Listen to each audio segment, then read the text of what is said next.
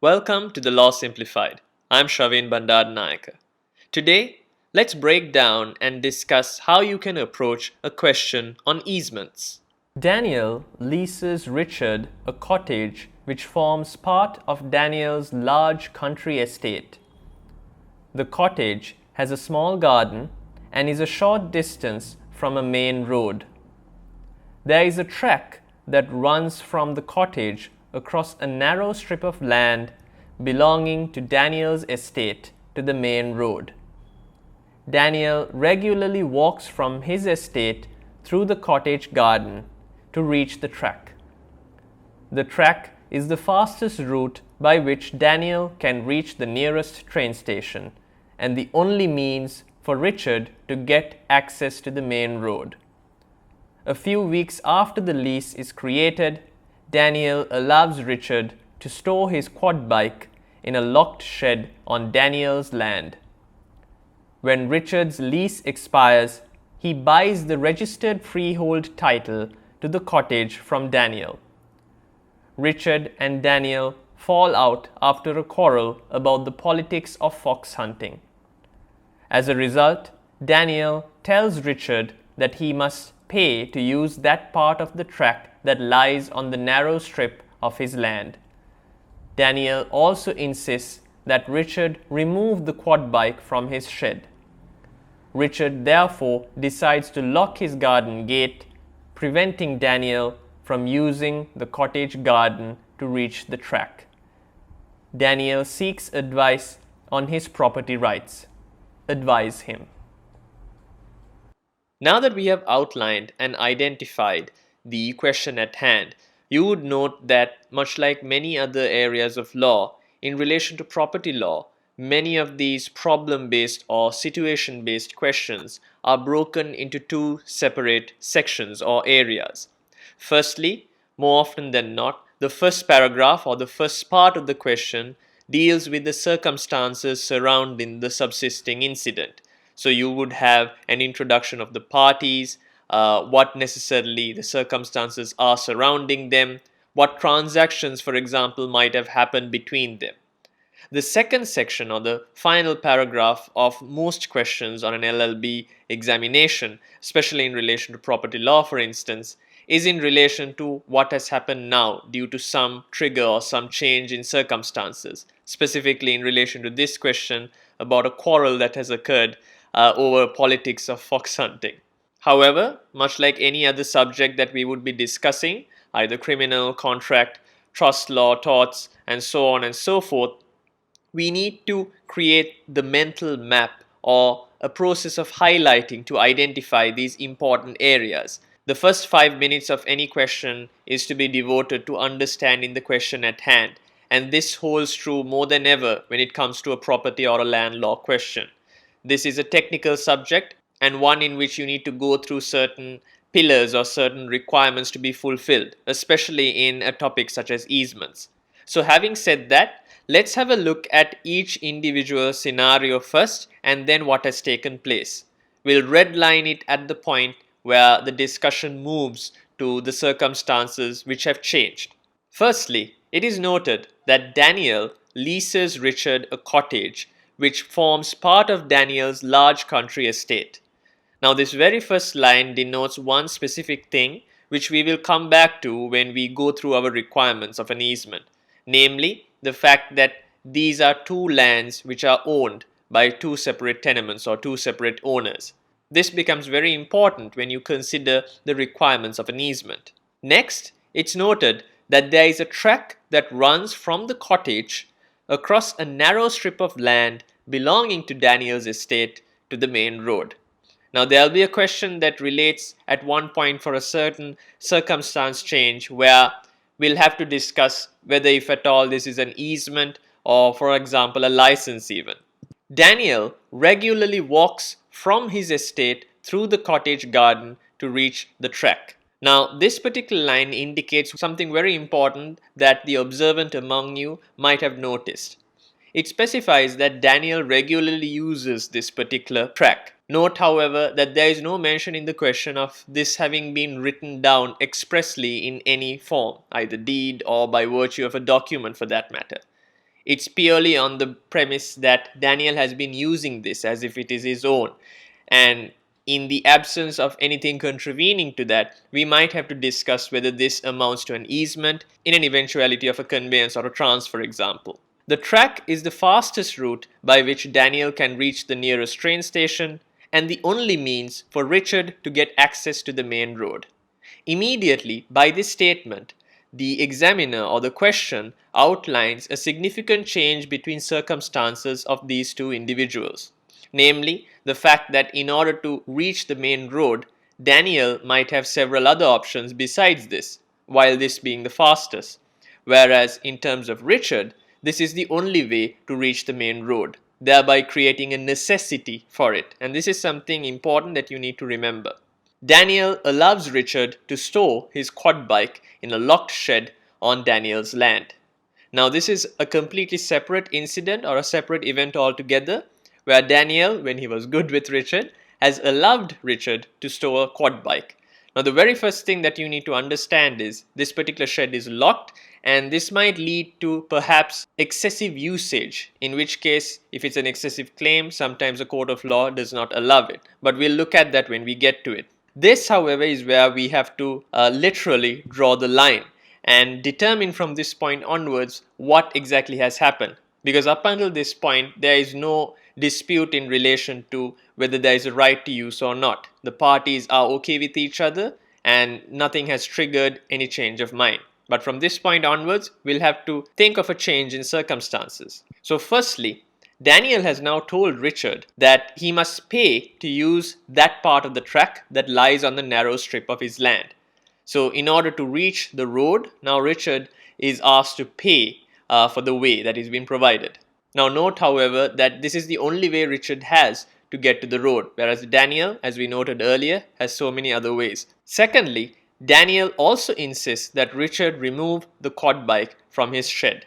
Now, this is something that we need to delve into towards the latter part of the question, primarily because this might lead to a court of law considering it to be excessive in terms of usage, because it's a locked shed and storing a quad bike might mean that he's exclusively using it or exclusively possessing that particular area, in which case Daniel might not be able to use it. And finally, Richard therefore decides to lock his garden gate, preventing Daniel from using the cottage garden to reach the track.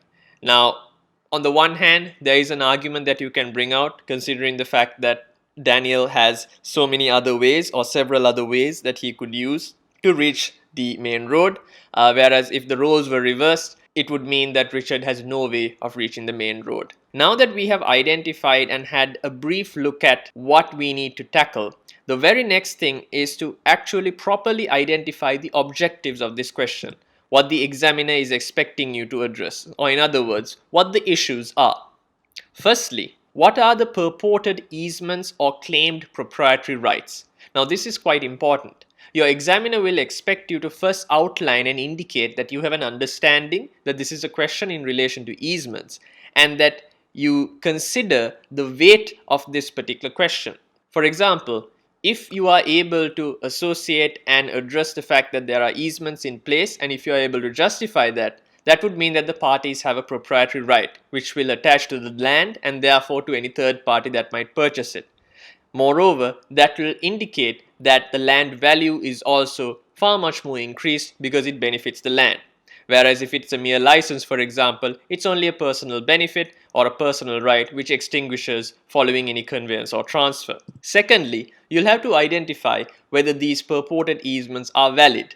And to do so, one of the first stages and something that's expected from you will be to see if they fulfill the seminal Ray Ellenborough Park requirements, which we will go into a bit later. Thirdly, are they enforceable in the first place? Merely fulfilling the Ray Ellenborough Park requirements only means that it has the actual look and feel of an easement. If it has not been properly constituted, if it has not been properly registered, that might mean that they are not enforceable in the first place. And finally, if they do not amount to easements, what exactly are they? Now that we have identified these particular issues, much like any other question that we would be discussing, you need to understand that the best way to go forward is to connect this and correlate it with the spider graphs or the mind maps that you might have created. Spider graphs are a great resource in order to get a bird's eye picture of each and every topic in a particular subject. When you consider the subject guides and the material which is provided to you by your university, they tend to be very vast and absolutely necessary in order to have a proper understanding and knowledge of the subject at hand. But when it comes down to an examination situation, you might be overwhelmed by the content that is provided for you. Hence, a spider graph comes in pretty handy when you have to summarize the content that you've learned and to make sure that mentally you are able to create a path of how the question should be approached. So let's have a look at easements and the question at hand. One of the first things that you need to do is to eliminate that which is not necessary at the very outset. So firstly, one of the major things we are going to look at is whether these particular purported rights that the parties are talking about, namely Daniel and Richard, amount to an easement at all. They need to have the characteristics of an easement before we proceed to seeing if they have been created properly and whether they are enforceable in the first place. So to do so, let's eliminate everything not necessary at the outset. The first requirement in relation to Ray Ellenborough Park is the fact that it should be land which is owned by two different people. Now the facts indicate that this is the case. So there is a dominant and a servient tenement. Following that, there must be one land considered dominant and another considered servient. So in relation to the right of way as well as storing of the quad bike in the shed, that seems to be the case. Moreover, it needs to benefit the land and not the person. It needs to be beneficial to the land. Specifically in relation to the right of way, it seems quite clear that for Richard, the only way of getting to the main road, or at least for anyone occupying that particular cottage to get to the main road, you need to use the particular track. So it definitely benefits the land. That might not be the case, and it could be argued as such that the quad bike benefits the land itself. That might be something very specific to Richard. And finally, it must be the subject matter of the grant.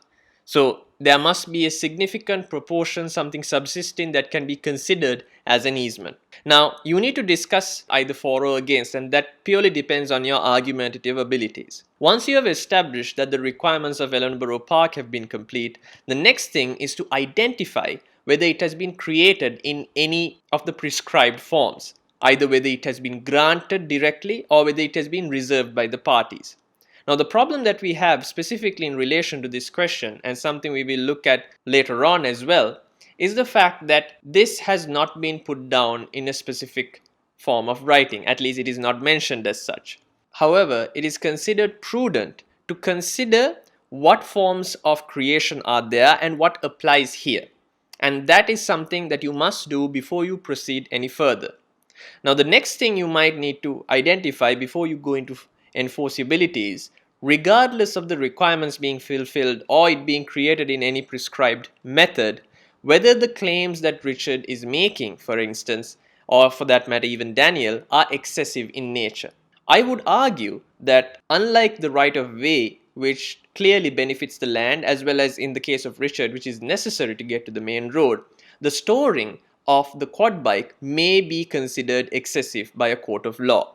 And the more excessive something is, as per London Estates and Ladbroke, a court of law is less likely to allow it to be sustained as a valid easement. Once we have done this, the very next thing you need to identify are the technical requirements in relation to making sure that this particular set of rights or the proprietary rights by way of easements are actually enforceable, whether it has been properly registered. Now, on the facts of the matter, there is no indication of any such thing being spoken of, so it's a good idea to discuss in any eventuality of what is required from the parties in order for such easements to be valid.